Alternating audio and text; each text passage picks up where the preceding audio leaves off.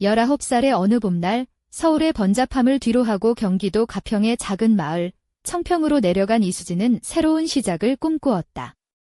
부모님은 서울에 남아 있었고 수진은 고등학교를 졸업한 후 이모가 사는 청평에서 독립적인 삶을 시작하기로 결심했다. 작은 원룸을 얻어 아르바이트를 하며 노트북을 살 돈을 모으는 게 목표였다. 노트북은 그녀가 온라인 비서로 일하며 자립하기 위한 필수품이었다. 그러던 어느 날 인터넷 구인 게시판을 뒤지다 초록천국이라는 이름의 화원에서 한 달간 단기 아르바이트 공고를 발견했다. 꽃에 물을 주고 화분을 정리하며 손님을 돕는 일이었다.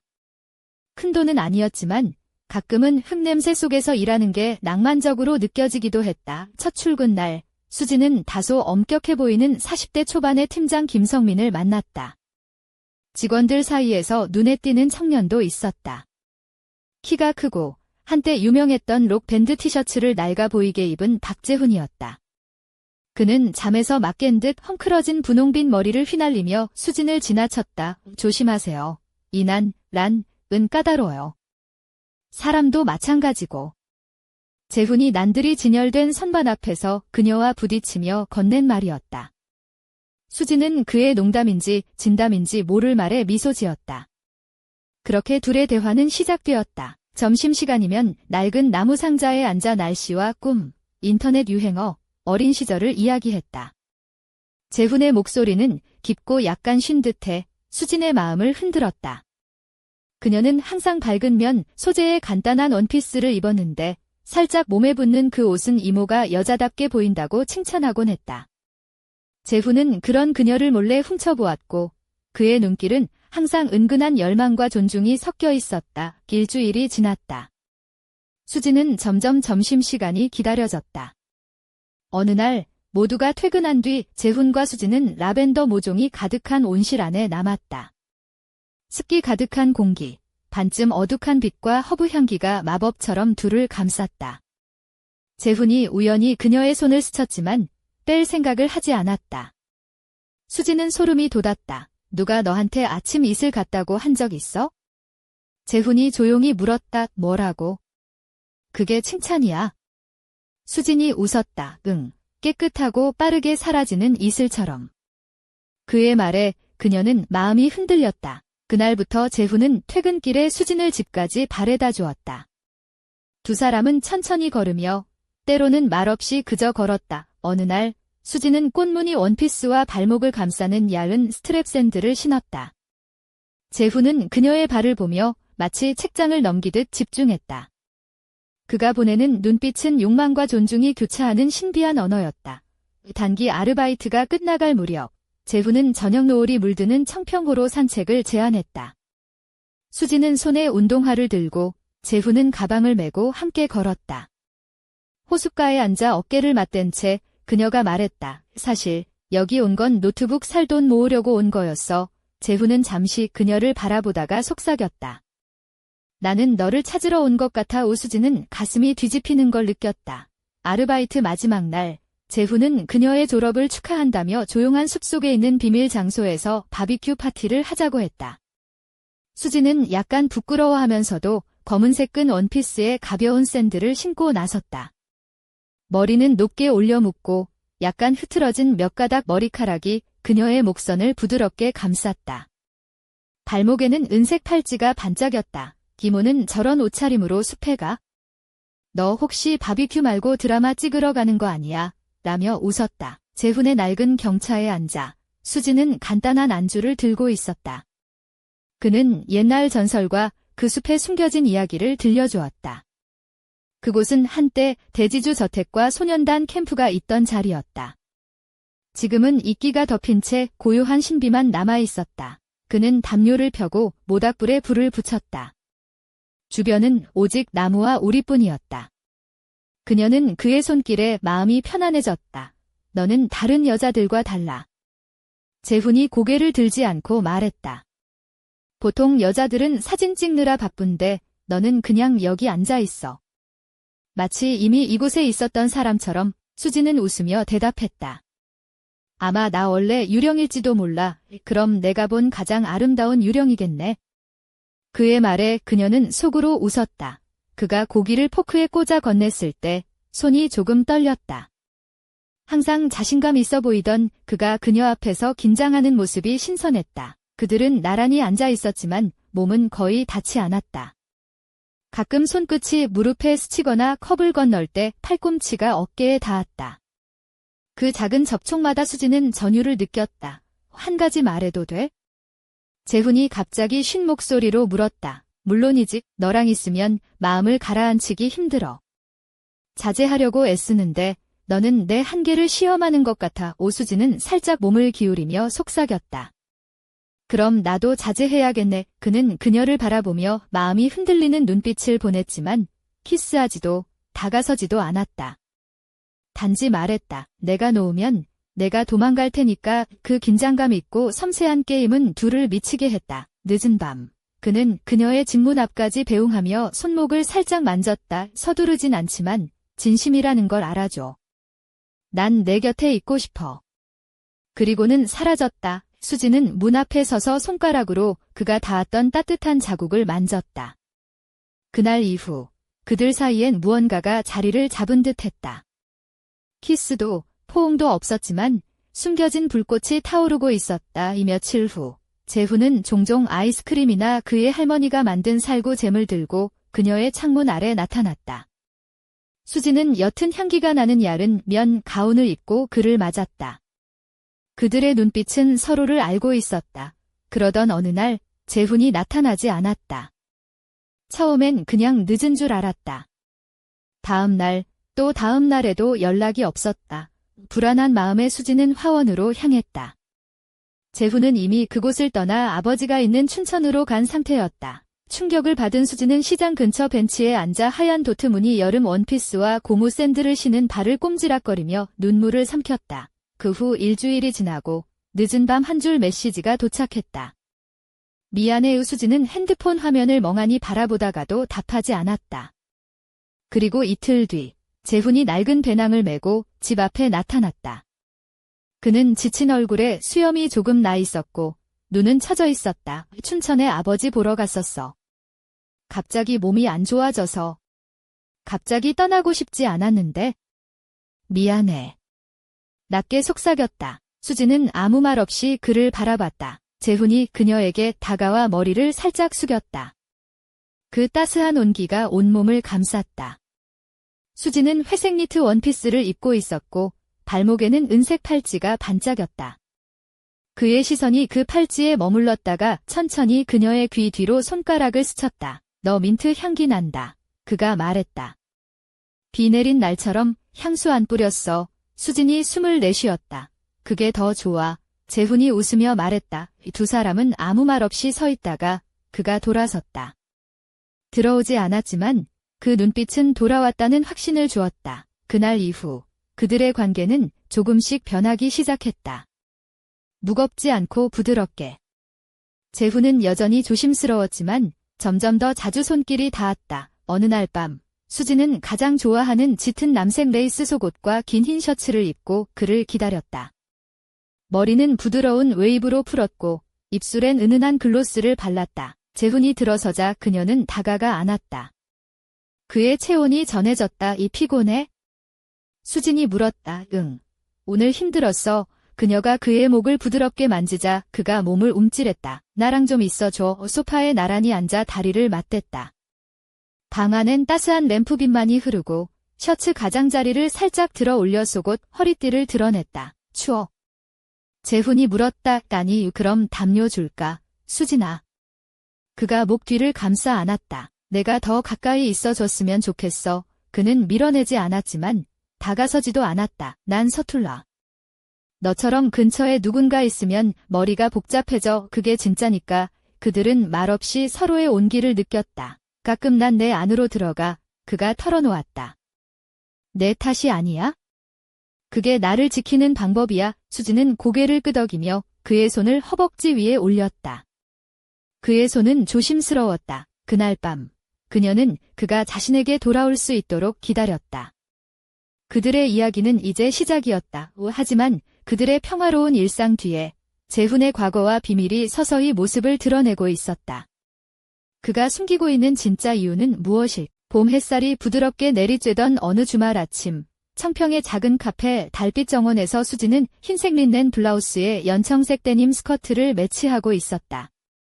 발에는 가느다란 스트랩이 감긴 베이지색 샌들, 손목에는 어제 재훈에게서 받은 작은 자개 팔찌가 빛났다.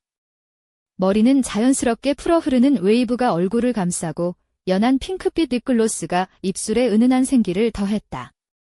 그녀는 창가 자리에서 커피를 홀짝이며 재훈이 올 때까지 기다리고 있었다. 재훈은 조금 늦게 나타났다. 검은색 코튼 티셔츠에 헐렁한 청바지, 그리고 낡은 흰색 운동화를 신은 모습이었다. 머리는 여전히 부스스했고 그의 눈빛은 어딘가 깊은 생각에 잠긴 듯했다. 그녀를 발견하자 살짝 미소 지으며 다가왔다. 늦었지?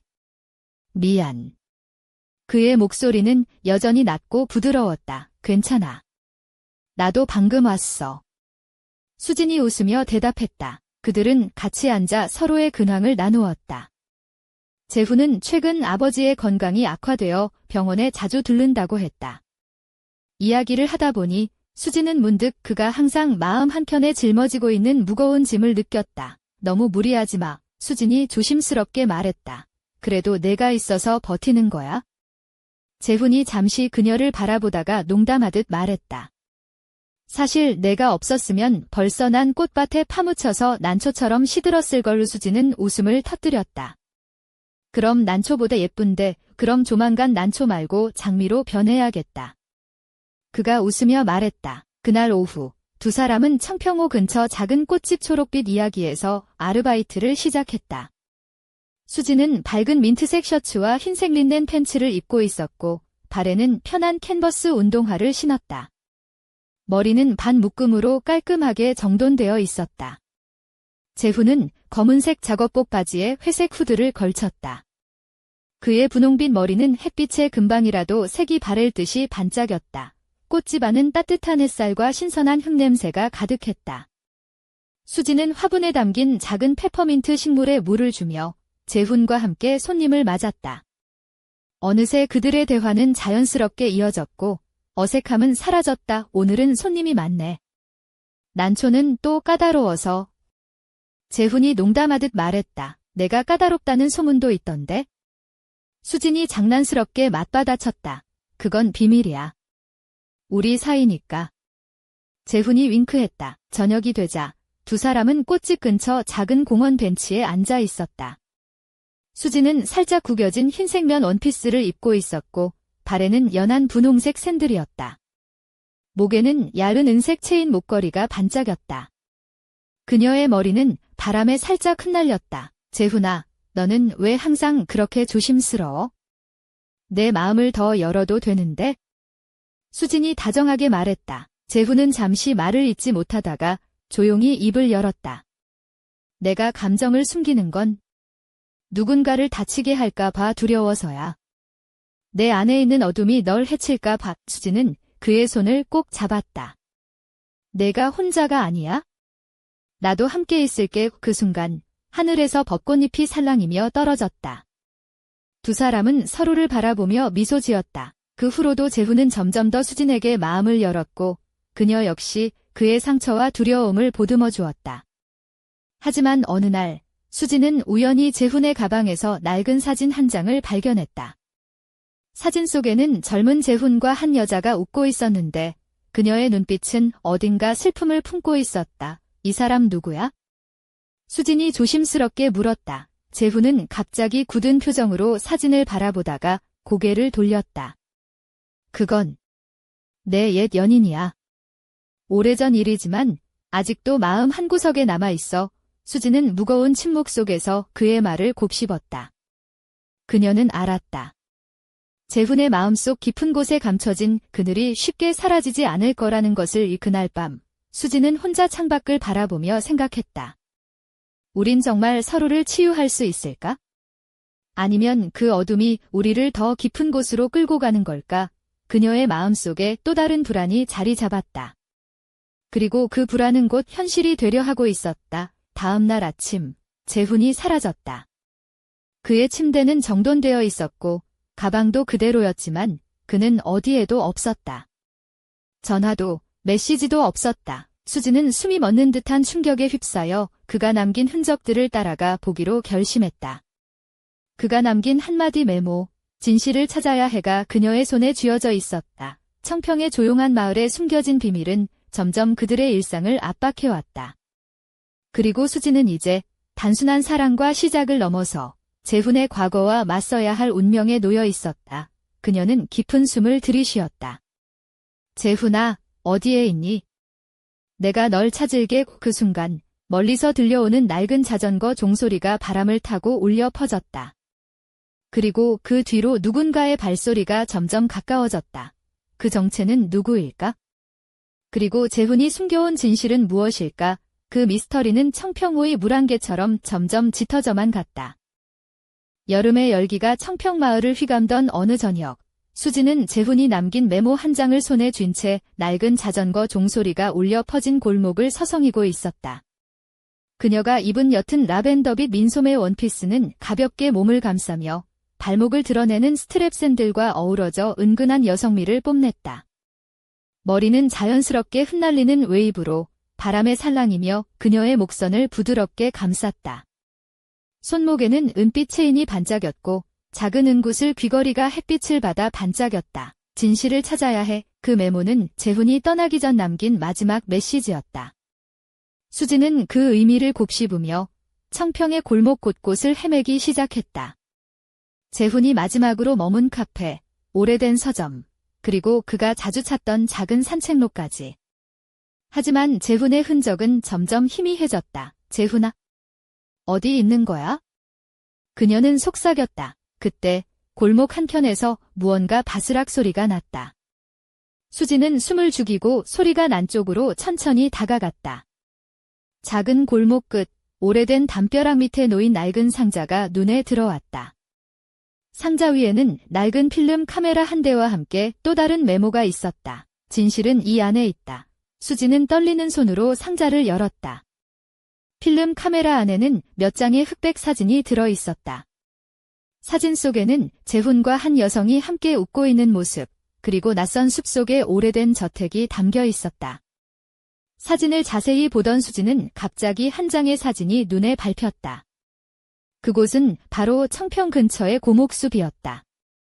어릴 적 이모와 함께 산책하던 그 숲 말이다. 비숲에서 무슨 일이 있었던 거지? 그때 등 뒤에서 누군가 조용히 다가왔다. 찾았구나. 수진이 놀라 돌아보니 낯익은 목소리가 들렸다. 바로 하원에서 함께 일했던 팀장 김성민이었다. 그의 표정은 평소보다 훨씬 엄숙했고 눈빛에는 무언가 감추려는 듯한 긴장감이 서려 있었다. 팀장님, 왜 여기 계세요? 수진이 경계하며 물었다. 재훈의 가족에 관한 이야기야. 그가 숨기려 했던 과거 말이지.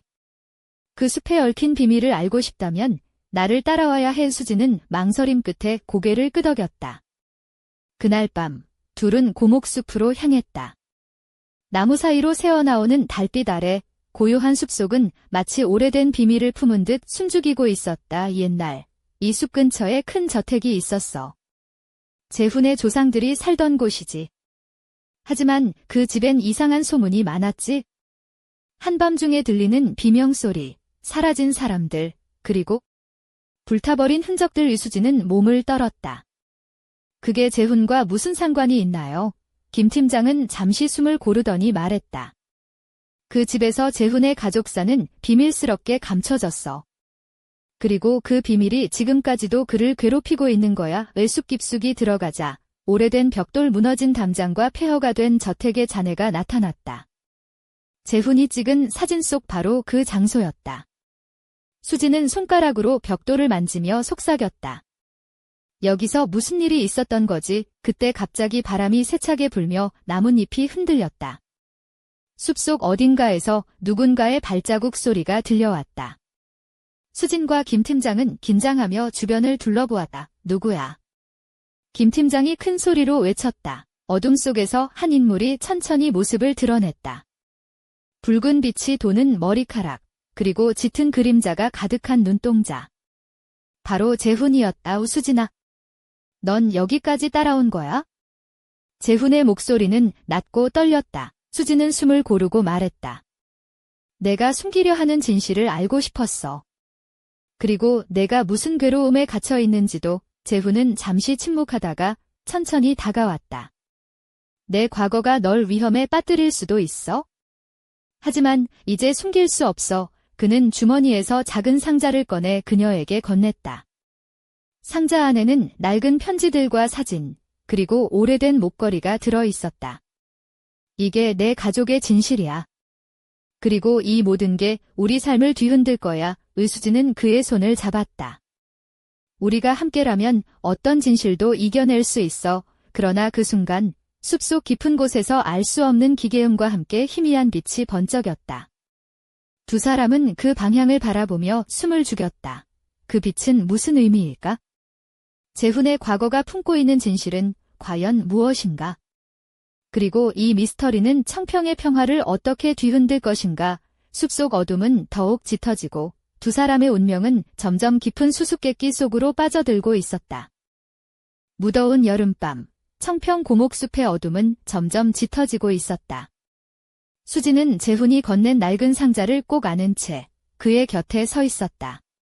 그녀가 입은 검은색 민소매 원피스는 은은한 광택을 띠며 몸매를 살짝 감쌌고 발목을 감싸는 가죽 스트랩 샌들은 바닥을 살짝 긁으며 발걸음에 경쾌함을 더했다. 긴 머리는 바람에 살짝 흩날렸고 은빛 목걸이가 목선을 따라 반짝였다. 재훈은 차분한 표정으로 숲속 기계음이 나는 쪽을 바라보았다. 그의 분홍빛 머리는 달빛에 은은하게 빛났고 짙은 푸른색 셔츠는 어둠 속에서 더욱 깊은 그림자를 드리웠다. 저 빛, 도대체 뭐지? 수진이 속삭였다. 아마도 누군가가 이 숲에 몰래 들어온 모양이야. 우리를 노리는 걸 수도 있어? 재훈의 목소리는 낮고 단호했다. 두 사람은 조심스럽게 빛이 번쩍이는 쪽으로 발걸음을 옮겼다. 숲속 깊은 곳, 무너진 저택잔의 사이에서 희미한 전자기기 소리와 함께 낡은 트럭 한 대가 서 있었다. 트럭 뒤편에는 낡은 상자가 쌓여 있었고 그 위에는 이상한 장치들이 덮여 있었다. 이건 밀수품 같아. 재훈이 말했다.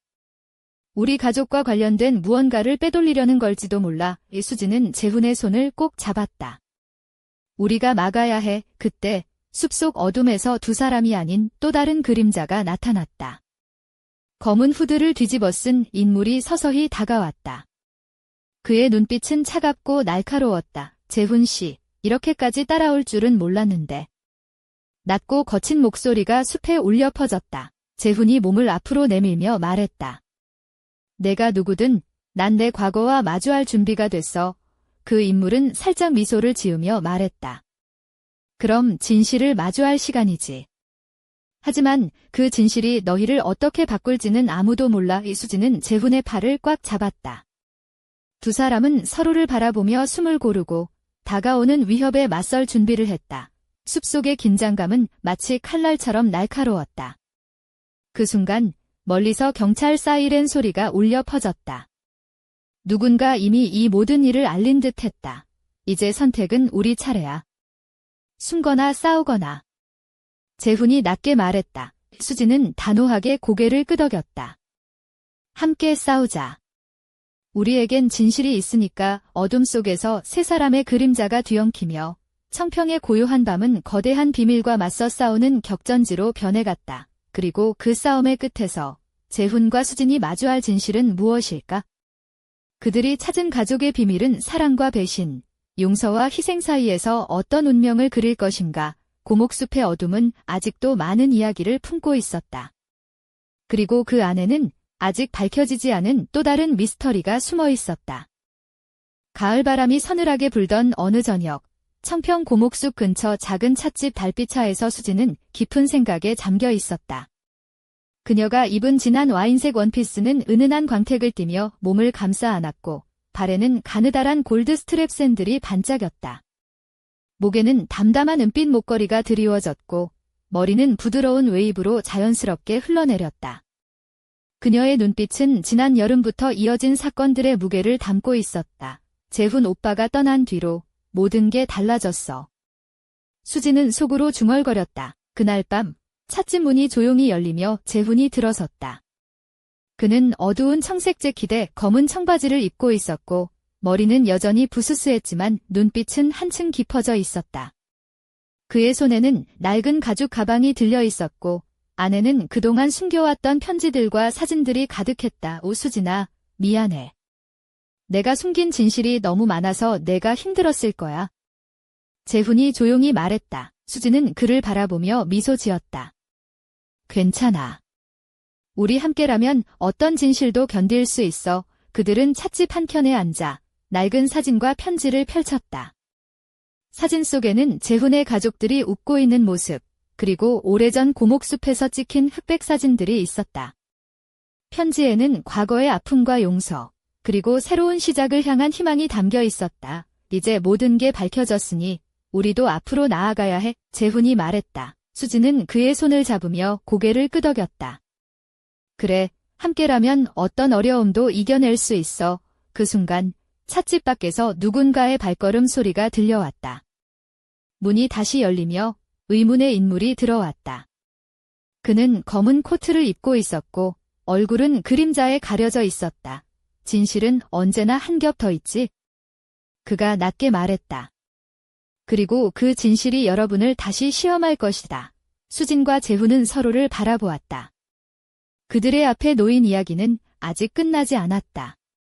새로운 미스터리와 도전이 그들을 기다리고 있었다. 가을밤 찻집의 불빛 아래 두 사람은 다시 한번 운명에 맞서기로 다짐했다. 그리고 그들의 사랑과 용기는 청평의 어둠 속에서 빛나는 별이 될 것이다.